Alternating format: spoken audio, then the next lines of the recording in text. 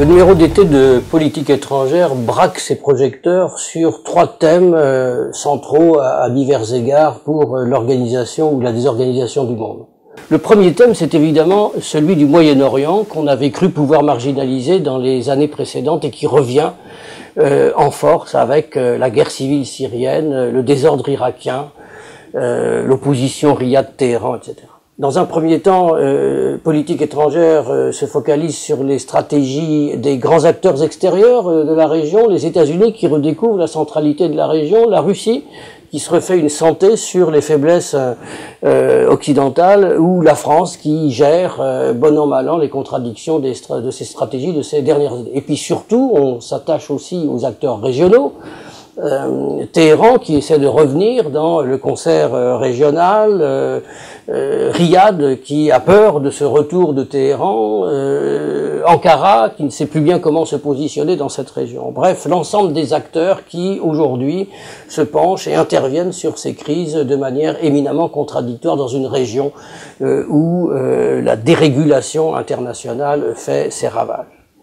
Le deuxième thème, c'est celui des crises européennes, telles qu'elles peuvent être vues à travers les montées des autoritarismes, des populismes, un petit peu partout en Europe.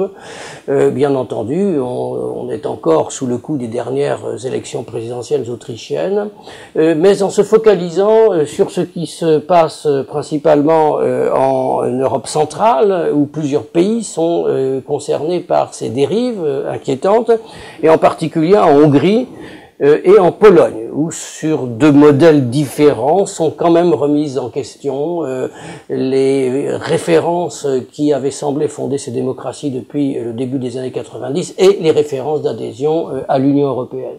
Le troisième thème de ce numéro, c'est celui du commerce international. En réalité, les grandes négociations sur la régulation des échanges participent hautement à l'organisation du monde globalisé. On sait que c'est autour de plusieurs logiques différentes, voire concurrentes. Il y a les accords généraux qui sont négociés avec quelques difficultés en ce moment dans le cadre de l'OMC. Il y a les négociations régionales.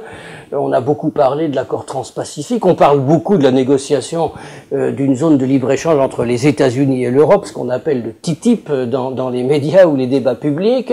Et puis, il y a aussi des accords plurilatéraux dont on peut se demander à qui ils profitent, s'ils profitent et s'ils peuvent profiter par exemple aux pays les moins développés de la planète. Politique étrangère se focalise sur les deux derniers types de négociations qui sont les plus développés à l'heure actuelle, les plus dynamiques, les accords plurilatéraux et les accords commerciaux régionaux, en privilégiant le thème du TTIP, c'est-à-dire de la négociation euro-américaine. Qu'est-ce qu'il pourrait y avoir véritablement dans cet accord? Quelles sont les lignes rouges que les Européens refuseront de franchir ou qu'ils seront peut-être incités à franchir?